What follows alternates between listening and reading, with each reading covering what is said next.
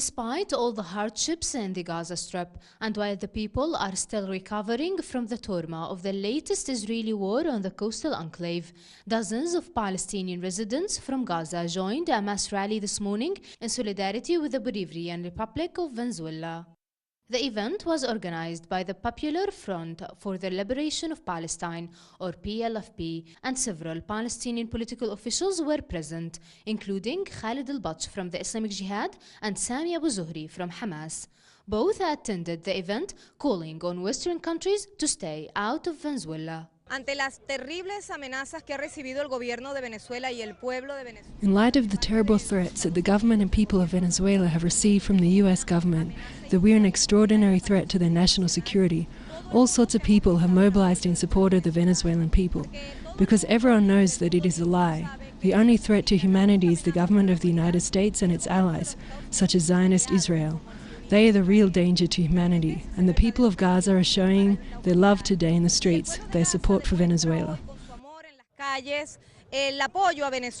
Speeches in solidarity with Venezuela and its president, Nicolás Maduro, were delivered by several PLFP leaders. Luis Fernandez, the representative of Venezuela to the Palestinian Authority, joined the event with a speech delivered by phone from the city of Ramallah. Palestinian protesters waved the Venezuelan flags and held pictures of Nicolás Maduro, and other participants held pictures of Venezuela's previous president, Hugo Chavez, who was one of the biggest supporters of the Palestinian cause and its resistance against the Israeli occupation. Nur Harazin, teleSUR TV, Gaza.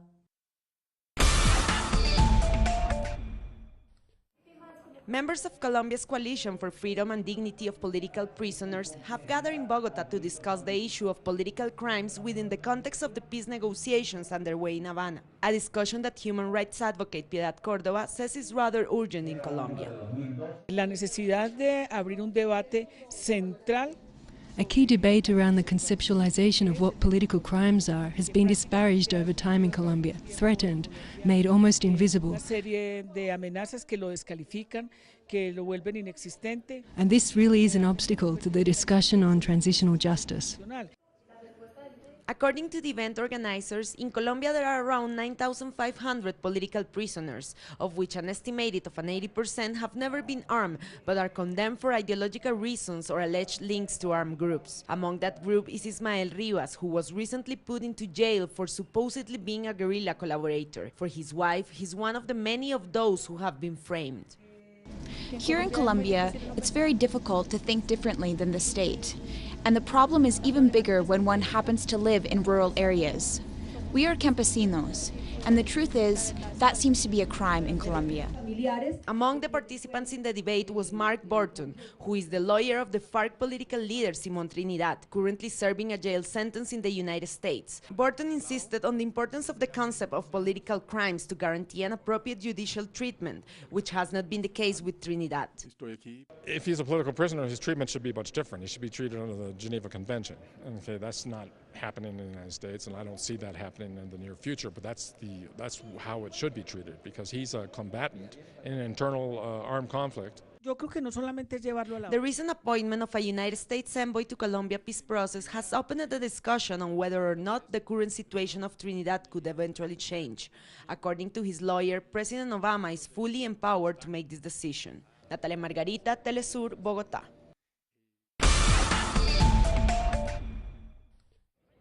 Taking the streets of the Mexico City neighborhood where a majority of the foreign embassies and consulates are located, families of the disappeared 43 Ayotzinapa students led several brigades so as to internationalize their primary demand of the return alive of their youth. We are going to keep struggling as much as we can. Even though we have spent 6 months fighting, we will continue demanding that they return our children.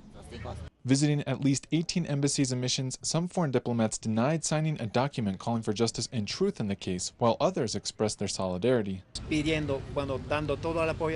are asking for as much support as possible for the families, and obviously asking for a 100% total and complete investigation, as well as punishment of those responsible. On Thursday, a team of experts of the Inter-American Commission on Human Rights defined the case as enforced disappearance, obligating the authorities to continue the search. previously deemed concluded. The team urges the authorities to use all the tools at their disposal. For us, it's important that they said they will continue the search and that they demand that the government use its satellite technology to see and check, and that they carry out the search.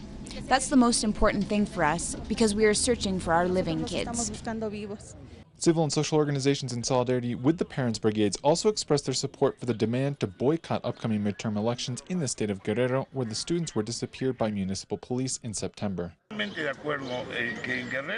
We are totally in agreement that the conditions aren't right for elections because organized crime is running everything, and now the political parties don't have any possibility of proposing an alternative, nor will they propose, especially when Guerrero is a wreck. March 26 will mark the 6-month anniversary when the students were attacked and kidnapped by municipal police in Iguala, Guerrero. Mass protests are once again expected throughout Mexico. Meanwhile, other brigades of the victims' families will continue international caravans in the United States. Clayton Khan, teleSUR, Mexico City.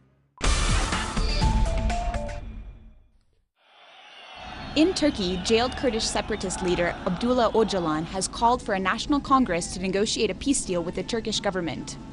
Öcalan's militia, the Kurdish Workers' Party, or PKK, has been waging a guerrilla war against the Turkish state for more than 3 decades, aiming to carve out an independent nation in Turkey's predominantly Kurdish south. In a statement read out by PKK officials earlier today, Öcalan said the armed resistance against Turkey has become unsustainable but didn't declare a final end to the war. In Nigeria, at least 70 corpses have been found dumped under a bridge in a town recently retaken from the Boko Haram. Chadian soldiers said they discovered the bodies in the town of Damasak on Thursday, in what is believed to have been a mass execution site. Most of the corpses had their throats slit. Boko Haram has been accused of carrying out attacks against civilians in its 6-year campaign to overthrow the Nigerian government, including mass executions.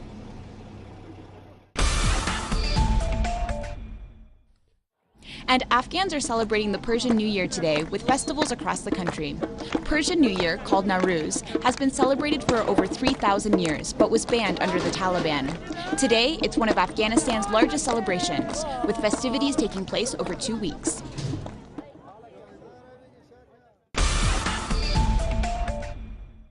Facts that have marked the course of history. Productions designed in the English language and made for the English-speaking world. This is Documentary. Watch it on telesur.net/English. teleSUR, wherever the news, you'll be there.